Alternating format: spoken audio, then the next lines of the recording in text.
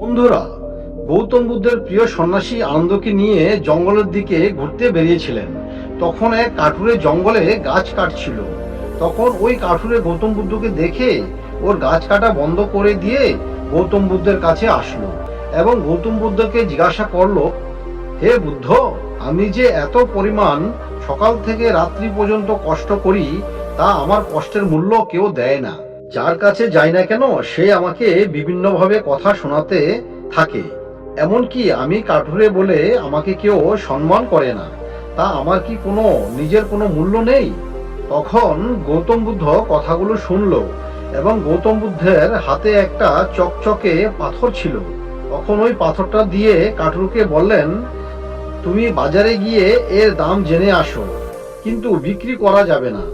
তখন গৌতম বুদ্ধের কথা মতো ওই কাঠুরে বাজারে গেল এবং সে এক ফল বিক্রেতার কাছে গেল। তখন কাঠুরে ফল বিক্রেতার কাছে পাথরটি দিয়ে বলল, এর জন্য আপনি কত দাম দেবেন? তখন ওই ফল বিক্রেতা পাথরটি দেখে বলল, এর বদলে আমি 15টি আপেল দিতে পারি। তখন ওই কাঠুরে পাথরটি নিয়ে এক সবজিওয়ালার কাছে যায় এবং সেম পাথরটি দেখিয়ে ও কত দাম দেবে জিজ্ঞাসা করলো। তখন সবজিওয়ালা পাথরটি দেখে ওকে বলে, ওর বদলে তোমাকে এক বস্তা সবজি দিতে পারি।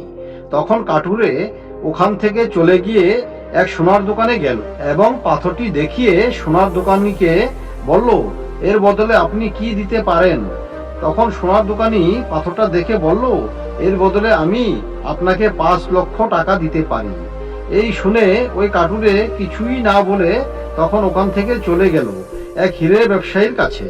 তখন হিরে ব্যবসায়ীকে পাথরটা দেখিয়ে সেম কথা বলল আর বলে যে এর বদলে কি দিতে পারবেন। তখন হিরে ব্যবসায়ী পাথরটা দেখে বলল, এ তো অনেক পুরনো এবং অনেক মূল্যবান পাথর, এর বদলে আমি আপনাকে 20 লক্ষ টাকা দিতে পারি। ওই শুনে আর কোথাও না গিয়ে চলে গেল গৌতম বুদ্ধের কাছে। সমস্ত কথা গৌতম বুদ্ধকে খুলে বললেন। এবার গৌতম বুদ্ধ বললেন, তুমিও ওই পাথরের মতো, অর্থাৎ তোমার মূল্য বিভিন্ন ব্যক্তির কাছে বিভিন্ন, তবে এর উপর নির্ভর করছে তুমি কার কাছে তোমার মূল্য যাচাই করছো। এই জন্য বলছি, কে কি বলল ওর জন্য মন খারাপ করার কোনো প্রয়োজন নেই। যে তোমার যেমন ভাবে আচরণ করে তার সঙ্গে তেমন আচরণ করো। যে তোমায় সম্মান করে তাকে সম্মান করো, যে করে না সম্মান করার কোনো প্রয়োজন নেই। এর জন্য নিজেকে কষ্ট পাওয়ার এমনকি মন খারাপ করে বসে থাকলে চলবে না। সময়ের সঙ্গে সঙ্গে নিজেকে চেঞ্জ করো, দেখবে তুমি পারবে। উঠে দাঁড়াও, আর বসে থাকলে চলবে না। তো বন্ধুরা, এই ছোট্ট গল্পটি আপনাদের কেমন লেগেছে?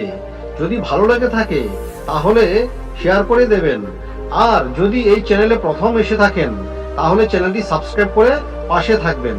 তো বন্ধুরা, ভালো থাকুন, সুস্থ থাকুন।